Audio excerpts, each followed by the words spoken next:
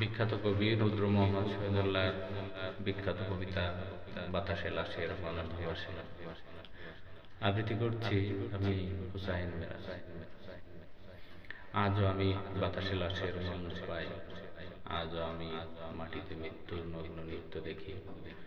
ধর্ষিতার কাতর চিৎকার শুনি আজও আমি তন্দ্রার ভেতরে।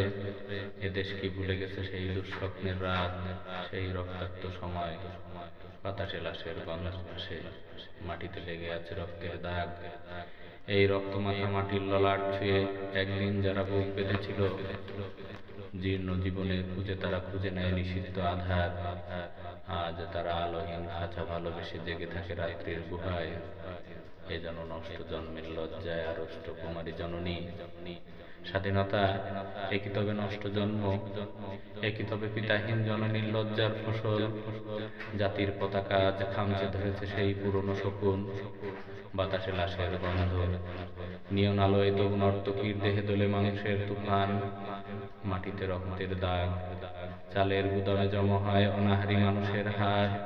এ চোখে ঘুম আসে না, সারা রাত আমার ঘুম আসে না। তন্দ্রার ভেতরে আমি শুনি ধর্ষিতার করুণ চিৎকার।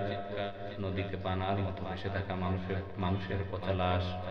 মুন্ডহীন বালিকার পুকুরে খাওয়া বিভৎস শরীর ভেসে ওঠে চোখের ভেতরে। আমি ঘুমোতে পারি না, আমি ঘুমোতে পারি না। রক্তের কাফনে মোরা কুকুরে খেয়েছে যারে, শকুনে খেয়েছে যারে। সে আমার ভাই, সে আমার মা, সে আমার প্রিয়তম পিতা। স্বাধীনতা সে আমার স্বজন হারিয়ে পাওয়া একমাত্র স্বজন। স্বাধীনতা সে আমার প্রিয় মানুষের রক্তে কেনা অমূল্য ফসল।